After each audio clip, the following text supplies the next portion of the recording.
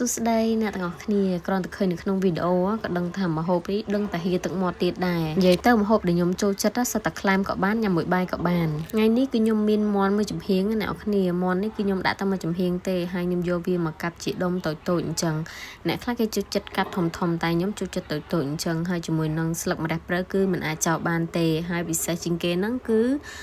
ម្ទេសកិនជាមួយនឹងខ្ទឹមសយើងបុកក៏បានច្រាំក៏បានដែរជាដំបូងគឺយើងដាក់ខ្ទះហើយបន្ទាប់មកដាក់ប្រេងឆាចូលហើយយើងរំលីងម្ទេសជាមួយនឹងខ្ទឹមសដែលយើងបានកិនបានច្រាំមុនហ្នឹងដាក់ចូលទៅហើយនៅពេលដែលយើងលីងហ្នឹងអ្នកនរគ្នាប្រយ័ត្នផងយកអីខ្ទប់ច្រមុះឬក៏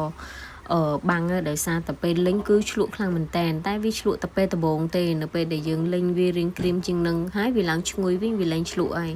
តែតើប្រយ័ត្នណាអ្នកគ្នាតែឆ្លក់វិញគឺថាក្អកតចង់ជ្រុះសួតហ្មងហើយចំពោះម្ទេសនេះគឺខ្ញុំដាក់តែមួយល្មមទេអ្នកគ្នាឃើញក្រហមអញ្ចឹងណាតែពេលដែលយើងលីងទៅគឺវាអត់សូវហឹលម៉ានទេបើសិនជាយើងចូលចិត្តរៀងហឹលខ្លាំងអីអ្នកគ្នាអាចដាក់ច្រើនជាងនឹងទៅបន្ទាប់ពីលីងឡើងឈ្ងុយហើយគឺខ្ញុំដាក់សាច់ចូលអ្នកគ្នាគឺយើងដាក់សាច់មាន់យើងចូលហើយនៅពេលដែលដាក់ចូលហើយយើងច្របល់សាច់មាន់ជាមួយនឹង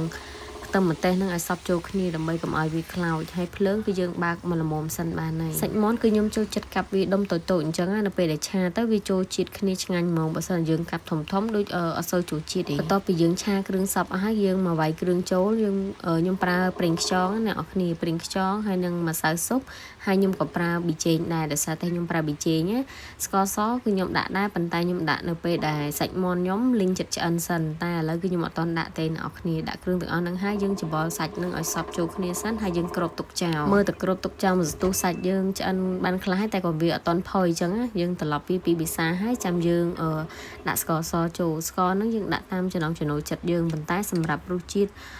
មាន់លីងអំបិលម្ទេសនេះអ្នកនរគ្នាត្រូវការរសជាតិរៀងដិតនិយាយទៅរសជាតិប្រៃផ្អែមហឹលគឺដិតហ្មងក្លែមក៏ត្រូវញ៉ាំមួយបាយក៏ត្រូវដែរនិយាយពីក្លិនវិញគឺឡើងឈ្ងុយសាហាវហ្មងអានេះអត់តន់ហើយអ្នកនរគ្នាគឺខ្ញុំលីងវាឲ្យស្ងួតជាងនេះទៀតអានេះគឺខ្ញុំងាស់វាសិនតែប៉ុណ្្នេះបើអ្នកចូលចិត្តរៀងទឹកគឺតែប៉ុណ្្នឹងក៏បានដែរនិយាយទៅជាតិសាហាវដូចអ្នកនរគ្នាឃើញចឹងឃើញតពណ៌ហើយនឹងសាច់គឺដឹងថាអែមហ្មងបើនិយាយពីក្លិនវិញគឺថាឡើងឈ្ងុយឈ្ងប់ហ្មងកាលមុនណាឲ្យតែកាប់សាច់ឆាអីគឺខ្ញុំកាប់ដុំធំមែនតែនដល់ពេលខ្ញុំធ្លាប់ញ៉ាំរបស់គេម្ដងគេឆាសាច់ក្តៅសាច់មាន់ហ្នឹងប៉ុន្តែកាប់ដុំតូចៗនិយាយពីថាគេឆាទៅឡើងចូលជាតិខ្លាំងដល់ពេលអញ្ចឹងទៅខ្ញុំក៏ត្រឡប់កាប់សាច់តូចៗហើយឆាដូចគេអញ្ចឹងទៅមានអីអ្នកនរគ្នាជាតិមែនហើយនេះសម្រាប់ខ្ញុំគឺខ្ញុំឆាវារហូតដល់ស្ងួតឡើងក្រហមអញ្ចឹងអ្នកនរគ្នានិយាយទៅឆារហូតដល់គ្រឿងហ្នឹងវាចាប់គ្នាជាមួយនឹងសាច់មាន់ហ្នឹងហ្មងនិយាយពីថាអូយតំណងខ្លាំងណាមួយបាយក្តៅហើយចង់បញ្ចប់គេគឺអត់អាចភ្លេចបានជាមួយនឹងម្រះព្រៅអ្នកនរគ្នាគឺយើងបិទភ្លើងសិនចាំដាក់ម្រះព្រៅនិយាយទៅឲ្យតែឆាមានម្រះព្រៅគឺខ្ញុំបិទភ្លើងឲ្យបានខ្ញុំដាក់ដោយសារតែពេល